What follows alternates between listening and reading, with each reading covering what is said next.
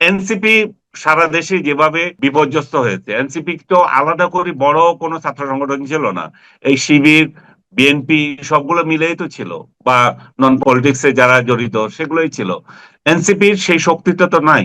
NCP যারা আছে এখানে, তারা বড় ধরনের কিছু দেখাতে পারেনি এবং দেখাতে পারার কথাও না। তারা অনেকটাই শিবিরের বি টিম বা জামাতের বি টিম হিসাবে, যে এনসিপি যেভাবে আছে শিবিরের বি টিম হিসাবেই এনসিপি এখানে আছে। তারা রাগ করুক, যে আমার উপর হয়তো রাগ করবে তারা যে আপনি এটা বলছেন কেন, রাজনীতিতে তাদের অবস্থান সেরকমই, তারা নিজেরাই প্রমাণ দিচ্ছে।